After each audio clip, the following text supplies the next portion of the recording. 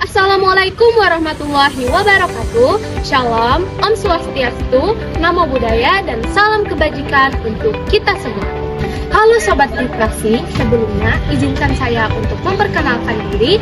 Nama saya Nanda Anindya Putri yang merupakan siswi kelas 8 yang berasal dari SMP Negeri 2 Banjarbaru.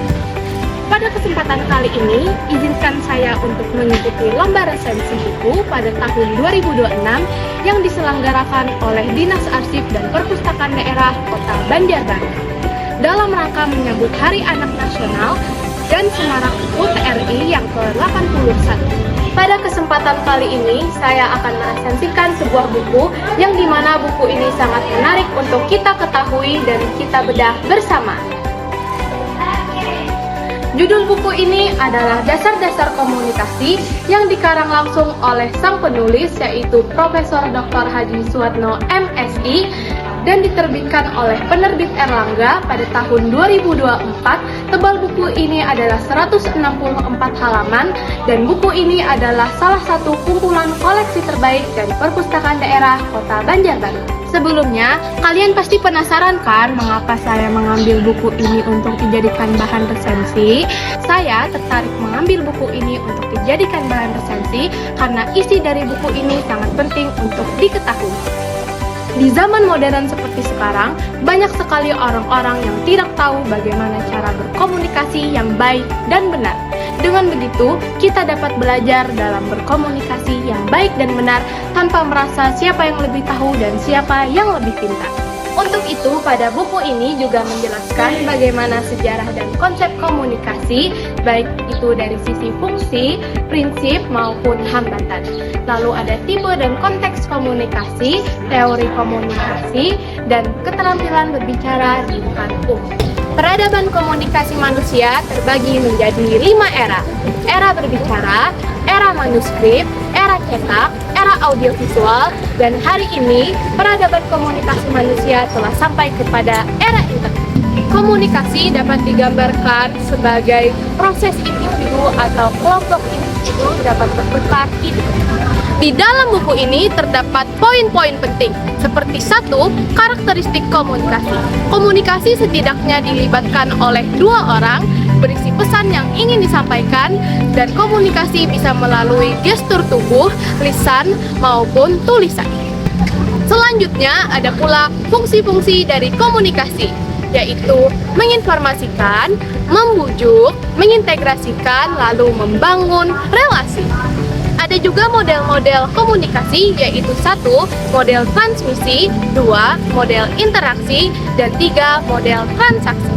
Lalu ada pula prinsip-prinsip dalam berkomunikasi, yaitu kejelasan, kelengkapan, keringkasan, pertimbangan, kesopanan, dan kebenaran. Dan selanjutnya ada tipe dan konteks komunikasi, yaitu 1. Komunikasi intrapersonal, 2. Komunikasi interpersonal, 3. Komunikasi kelompok, dan 4. Komunikasi massa. Setelah itu ada teori komunikasi. Apa itu teori komunikasi? Teori komunikasi adalah seperangkat konstruksi yang dihubungkan bersama.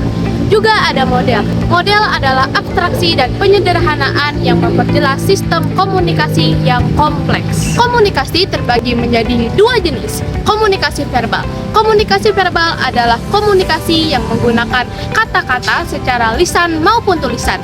Lalu ada komunikasi nonverbal.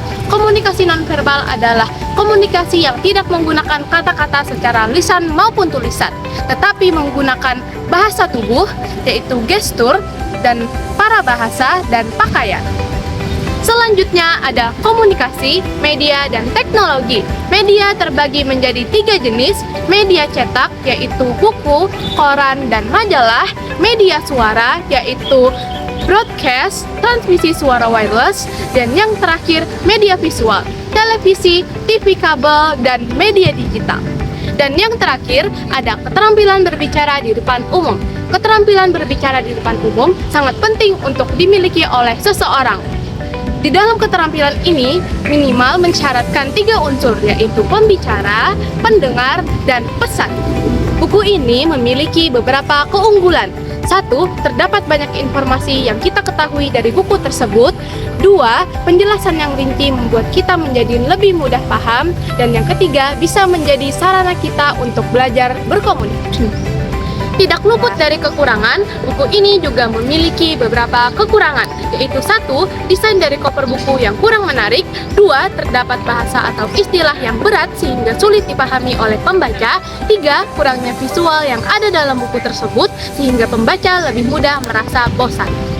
Meskipun terdapat beberapa kekurangan dalam buku tersebut, buku ini sangat bermanfaat untuk pelajar dan mahasiswa sebagai dasar komunikasi.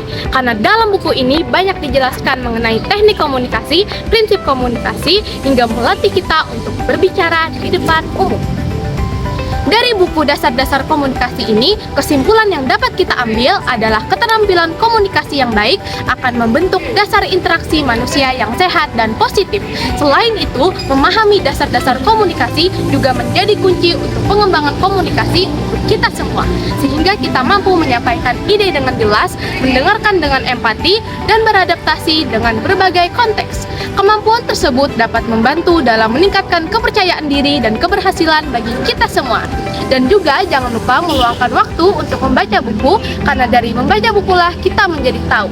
Demikian resensi buku yang dapat saya sampaikan. Terima kasih sudah mendengarkan. Wassalamualaikum warahmatullahi wabarakatuh. Salam literasi.